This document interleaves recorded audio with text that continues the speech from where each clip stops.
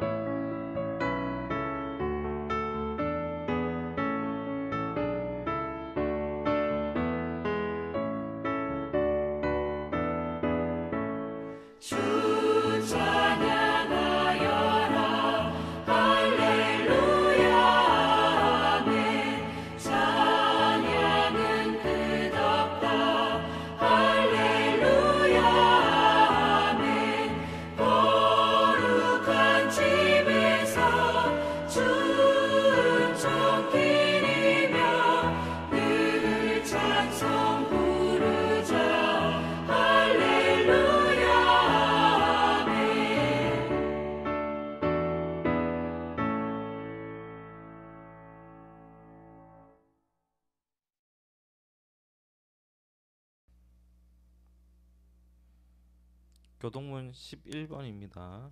교동문 11번.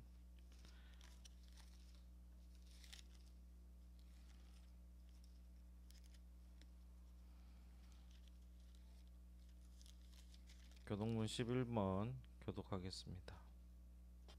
여호와여, 의의 호소를 들으소서. 나의 울부짖음에 주의하소서. 거짓되지 아니한 입술에서 나오는 나의 기도에 귀를 기울이소서. 주께서 나를 판단하시며 주의 눈으로 공평함을 살피소서. 주께서 내 마음을 시험하시고 밤에 내게 오시어서 나를 감찰하셨으나 흠을 찾지 못하셨사오니 내가 결심하고 입으로 범죄하지 아니하리이다. 사람의 행사로 논하면 나는 주의 입술의 말씀을 따라 스스로 삼가서 포악한 자의 길을 가지 아니하였사오며 나의 걸음이 주의 길을 굳게 지키고 실족하지 아니하였나이다.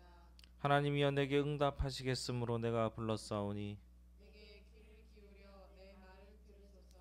주께 피하는 자들을 그 일어나 치는 자들에게서 오른손으로 구원하시는 주여. 주의 기이한 사랑을 나타내소서. 아멘. 신앙 고백하시겠습니다. 전능하사 천지를 만드신 하나님 아버지를 내가 믿사오며 그 외아들 우리 주 예수 그리스도를 믿사오니 이는 성령으로 잉태하사 동정녀 마리아에게 나시고 본디어 빌라도에게 고난을 받으사 십자가에 못 박혀 죽으시고 장사한 지 사흘 만에 죽은 자 가운데서 다시 살아나시며 하늘에 오르사 전능하신 하나님 우편에 앉아 계시다가 저리로서 산 자와 죽은 자를 심판하러 오시리라. 성령을 믿사오며 거룩한 공예와 성도가 서로 교통하는 것과 죄를 사하여 주시는 것과 몸이 다시 사는 것과 영원히 사는 것을 믿사옵나이다. 아멘.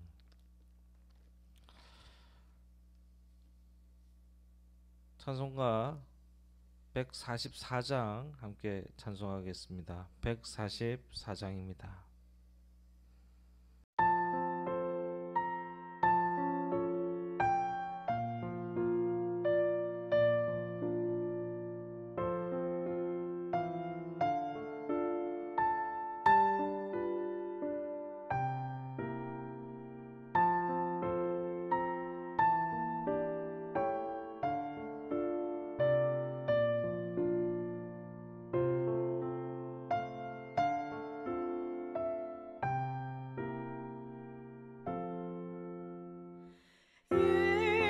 예수님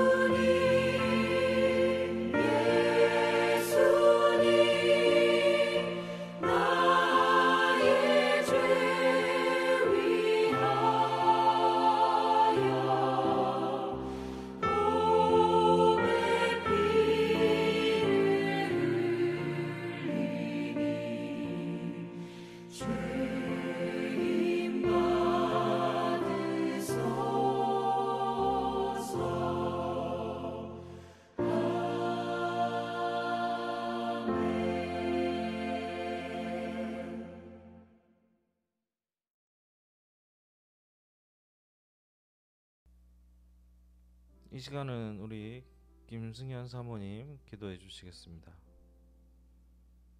뭐 했잖아. 응.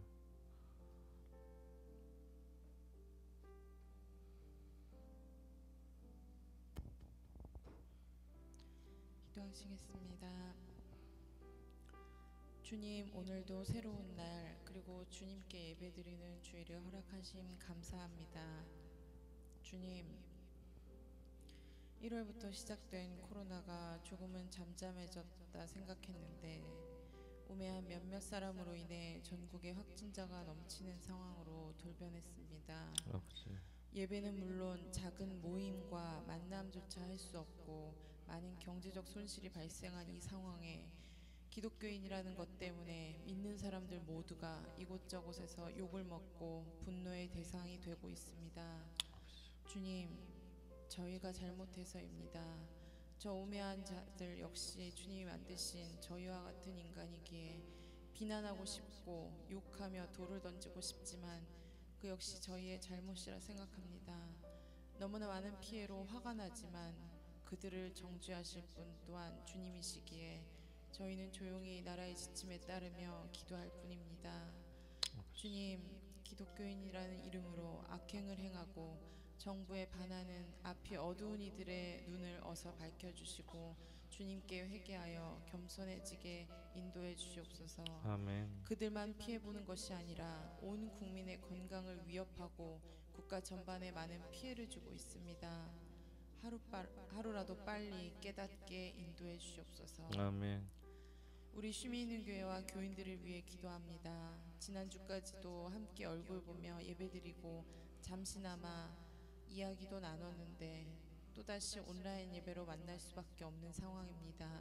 그 가운데에도 우리 쉼이 있는 공동체로 또 마음으로 만나게 하시고 서로 위로하고 함께하게 하심 감사합니다. 아멘. 힘든 상황이지만 또 만나기 어려운 상황이지만 이럴 때일수록 더욱더 서로를 생각하고 서로를 위해 기도하는 저희가 되게 인도해 주시옵소서. 아멘. 주님, 코로나 외에도 긴 폭우와 폭염으로 많은 이들이 어려움에 처해 있습니다. 이럴 때 주님이 가르쳐 주신 하나님 사랑, 이웃 사랑을 몸소 실천하는 진정한 기독교인으로 살아가게 인도해 주시옵소서. 아멘.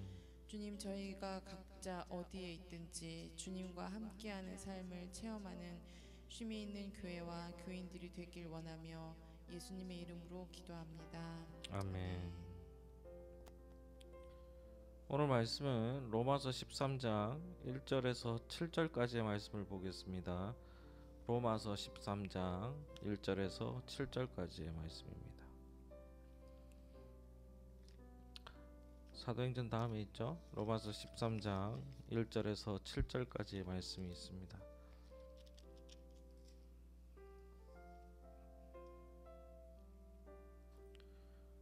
우리 가정에서 예배드리는 성도님들도 성경을 찾으셔서 함께 보시면서 봉독했으면 좋겠습니다.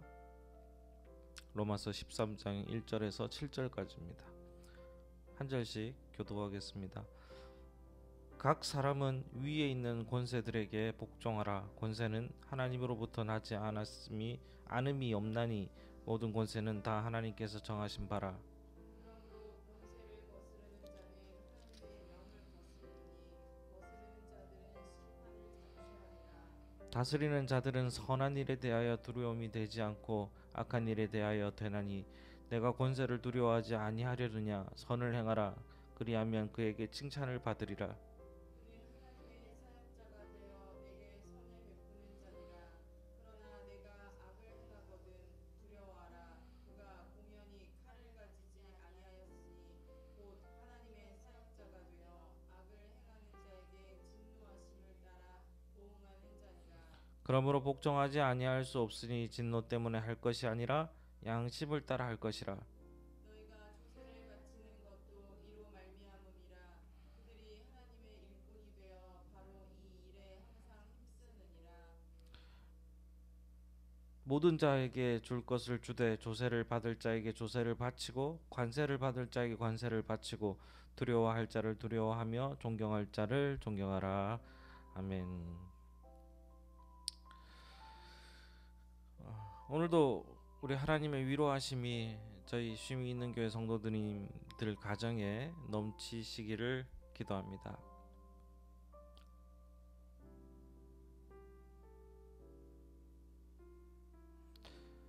지난 한 주에 너무 큰 일들이 많이 일어났습니다.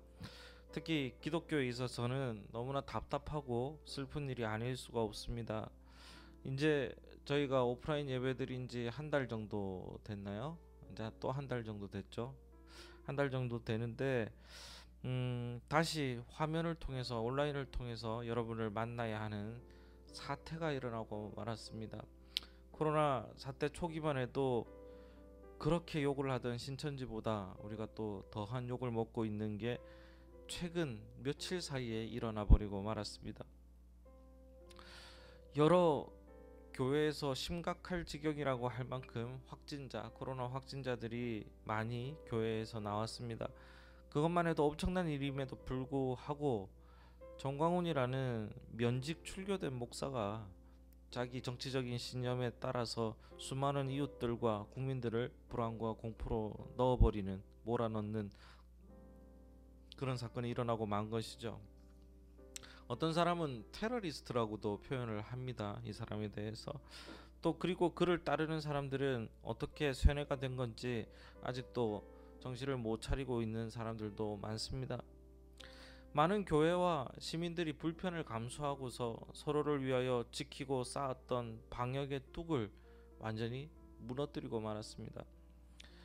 그리고 아직 뭘 잘못했는지, 얼마나 많은 것을 이 일로 잃어버리게 되었는지 깨닫지 못하고 있습니다. 우리가 이번 사태로 뭘 가장 크게 잃었는지 말이죠. 뭘 가장 크게 잃었겠습니까? 여러분은 뭐가 가장 크게 잃어버렸다고 생각하십니까? 뭘 가장 크게 잃어버린 것 같아요? 안전, 또 일상도 일상은 이제 코로나 때문에도 잃어버렸고, 기독교 쪽에서는, 교회에서는 가장 크게 잃어버린 게 뭐냐면 바로 기독교에 대한 신뢰입니다. 신뢰. 그죠? 이제 기독교가 뭐가 됐습니까? 교회 다니는 사람들은 그 광신도의 집합체처럼 돼버렸어요. 그잖아요. 오죽하면 식당에서 교회 다니는 사람은 받지 않는다는 말을 써붙여놨습니다. 이게 말이 됩니까? 이런 모습이 과연 지금도 코로나가 무슨 어디서 날라온 가짜라고 얘기를 하든지 아니면 테러라고 얘기를 하는 그런 사람들 입장에서는 이게 정녕 그들이 원하는 모습이었습니까? 기독교가 이렇게 멸시받고 무시받는 게 그들이 원하는 모습이었냐는 것이죠. 통탄하지 않을 수가 없습니다. 답답합니다. 그럼에도 불구하고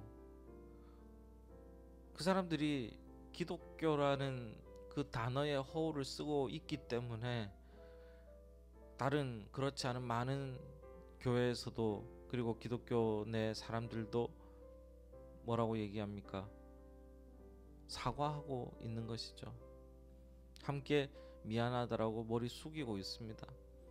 왜요? 조금이라도 우리가 신뢰를 회복하기 위함인 것입니다.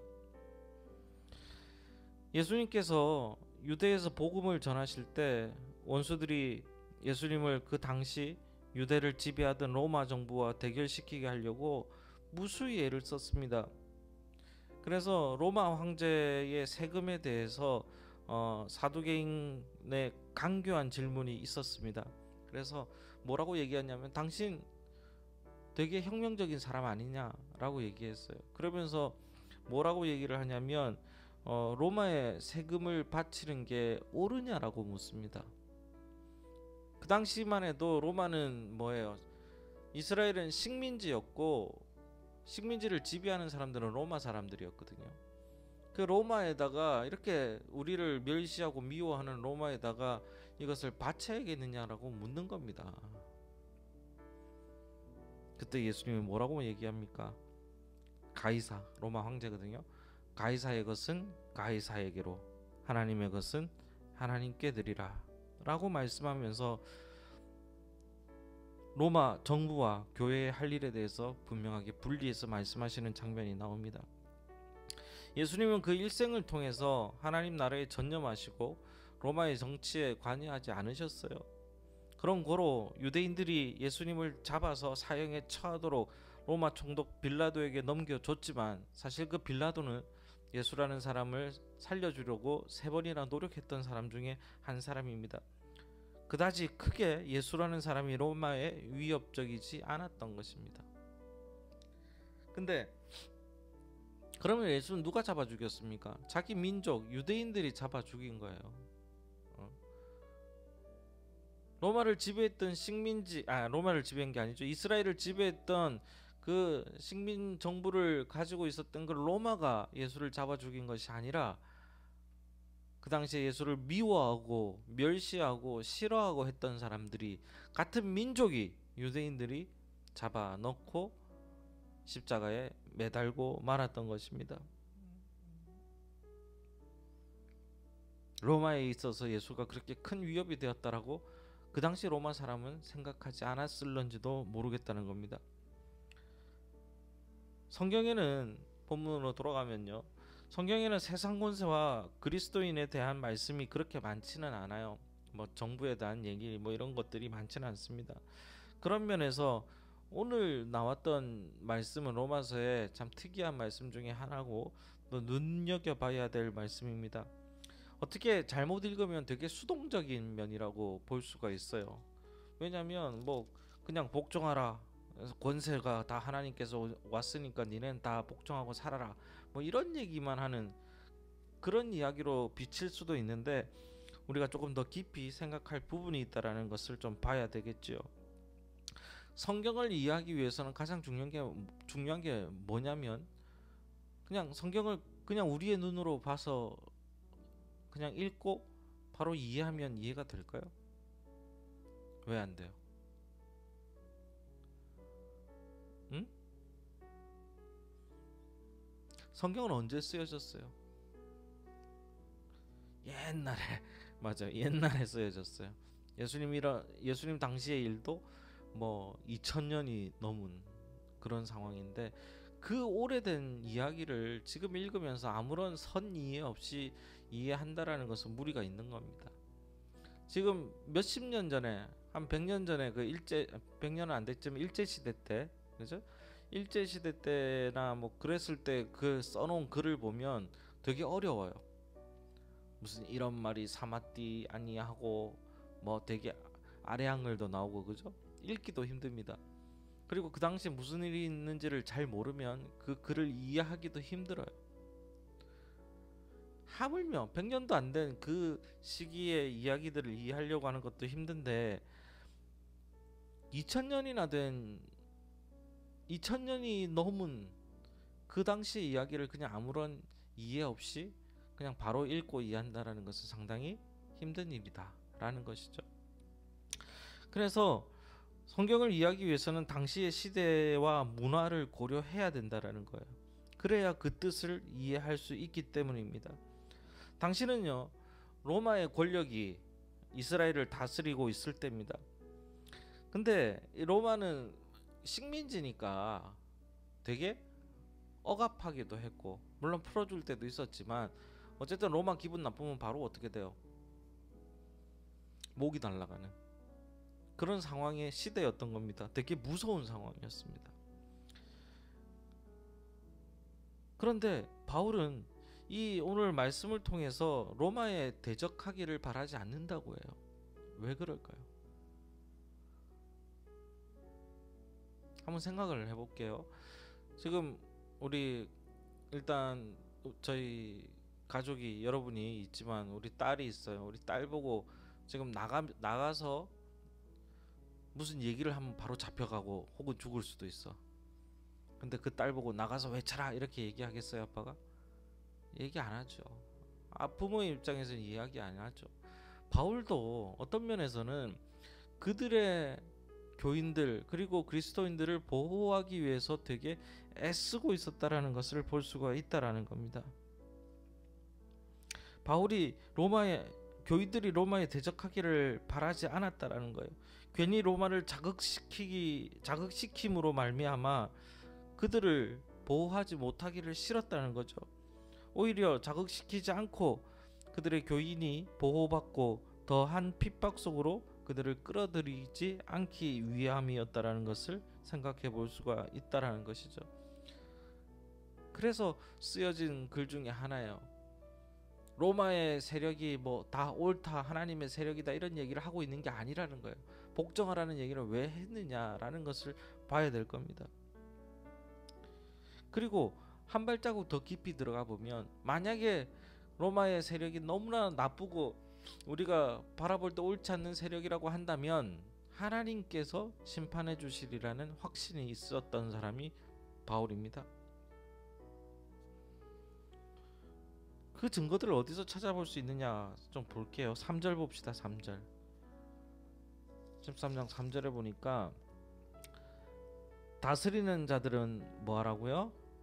선한 일에 대하여 두려움을 되지 않게 하고 악한 일에 대하여 되나니 권세를 두려워하지 아니하려니라. 그러면서 뭘 행하라? 선을 행하라 라고 얘기를 하고 있습니다. 바울이 얘기하는 권세는 뭐냐면 선을 장려하는 권세이고, 그런 권세라면 복종하라고 말하고 있는 겁니다. 그 의미의 진실을 5절에서 볼 수 있는데 한번 볼게요. 다시 읽어볼게요. 그러므로 복종하지 아니할 수 없으니 진노 때문에 할 것이 아니라 무엇을 따라? 양심을 따라 할 것이라. 그러니까 복종하는 것이 우리가 화가 나서 한다거나 아니면 억지로 하는 것이 아니라 우리의 양심에 따라서 복종하는 그 권력이어야 된다라고 얘기를 하고 있는 것이죠. 그래서 그냥 아무 생각 없이 악에 순종하라라고 얘기하는 게 아니에요. 선에 복종하고 순종하라는 얘기를 하고 있는 겁니다.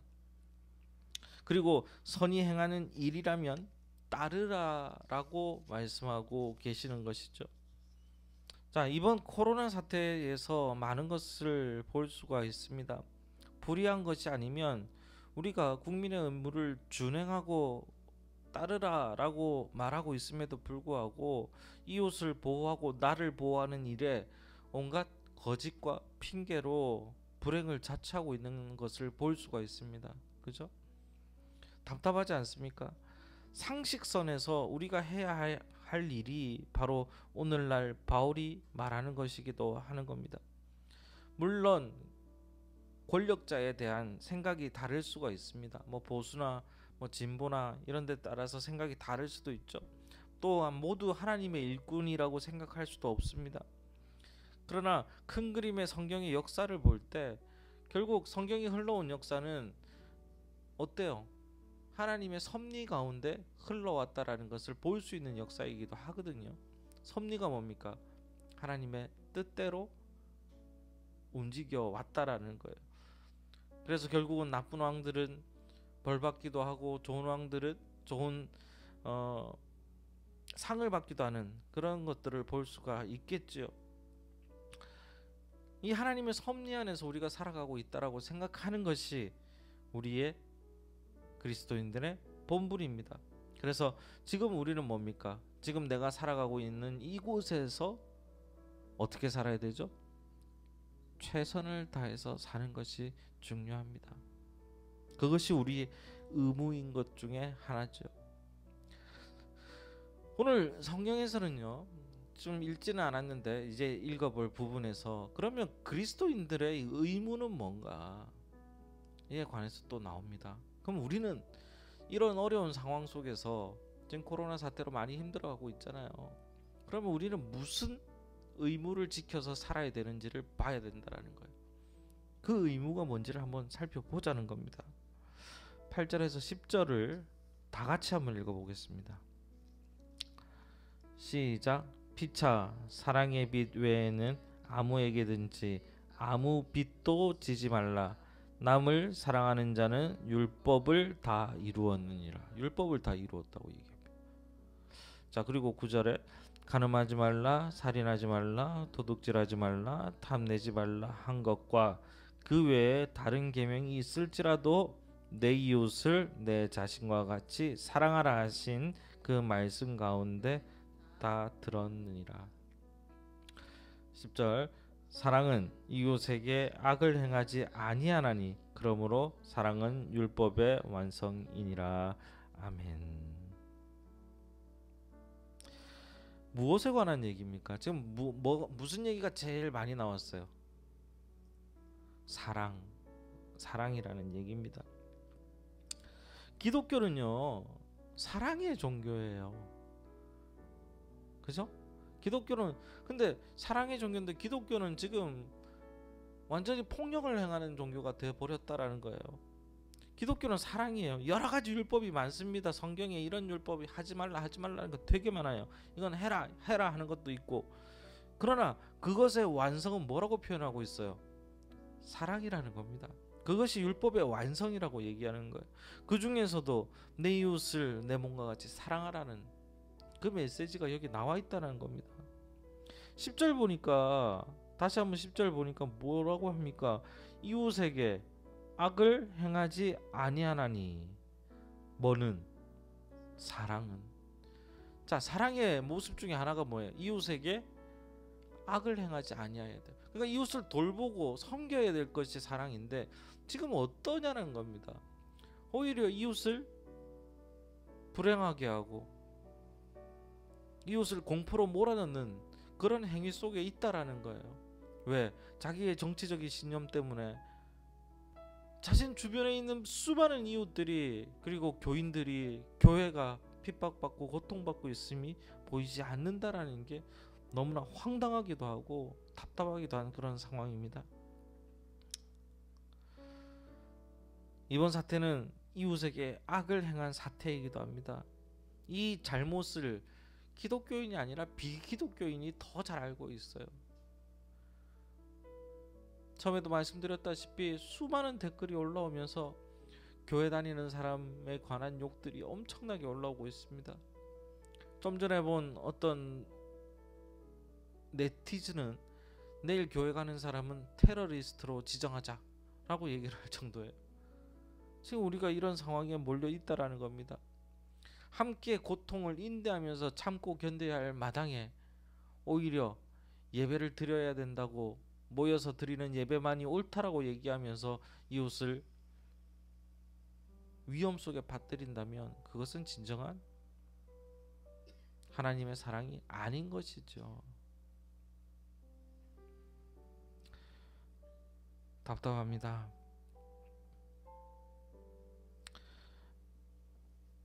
다시 한번 우리가 사랑의 종교임을 깨닫고 함께 살아가며 살기 위해서 애쓰시는 저희들 되기를 바랍니다. 결국 기독교 신앙이라는 것이 무엇입니까? 하나님의 말씀을 통해 사람들이 변화되는 것이 우리의 신앙이고 신앙생활입니다. 이 신앙이 우리를 변화시키는 거예요. 하나님이 즉 하나님을 사랑하고 이웃을 사랑하게 만드는 것이 기독교 신앙의 본질일 터인데 이것을 우리가 따르지 않고 있다면 그것은 사실 기독교가 아닌 게 된 것이죠. 저들이 믿는 하나님과 우리가 믿는 하나님이 다른 하나님이라는 것이 점점점 분명해지는 그런 상황에 처해지게 됩니다. 어쨌든 사람을 사랑하게 만드는 것이 기독교 신앙이고 이와 같이 변화된 인격들이 모였을 때 자연적인 치유가 있고 자유가 있고 정의와 평등한 사회가 형성이 되는 것입니다.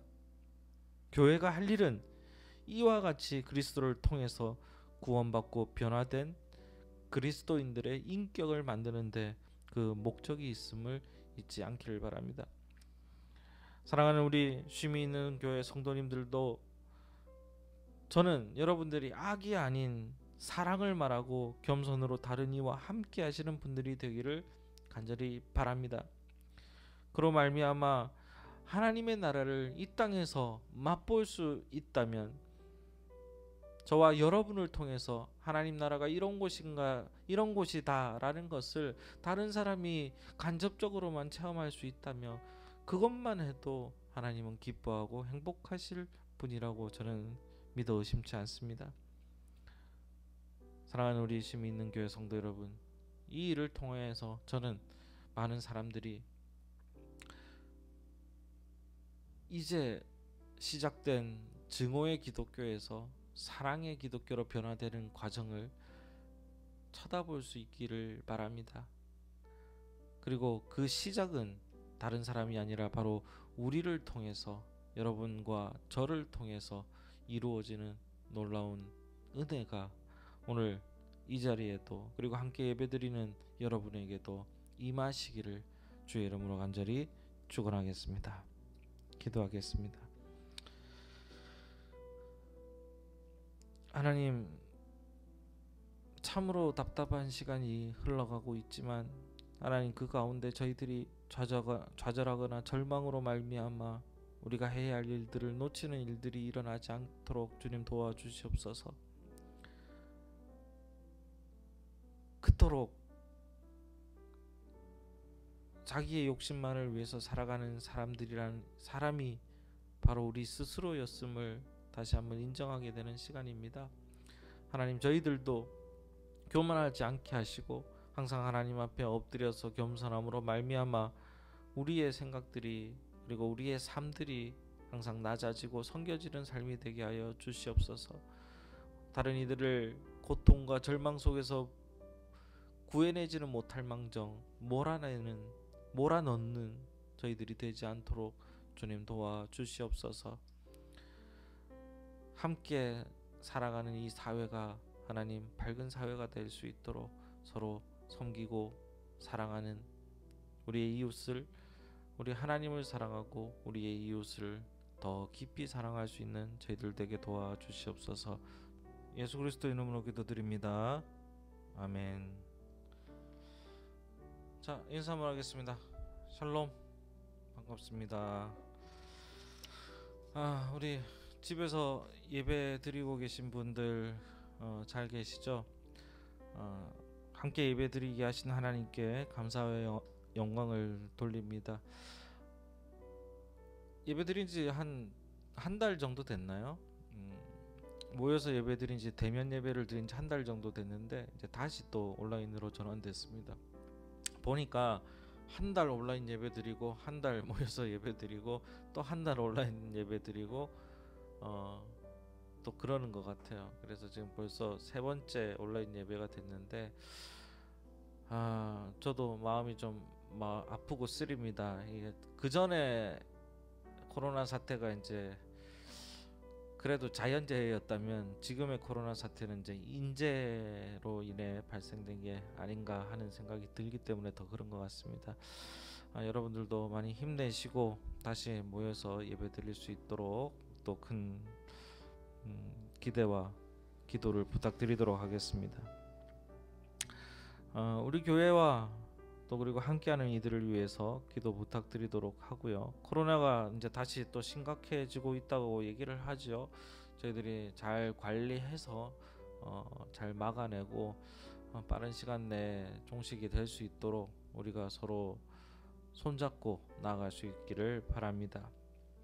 그리고 또 기독교가 이제 제발 부끄럽지 않은 종교가 되기 위해서 우리가 잘 살아야 될 것 같습니다.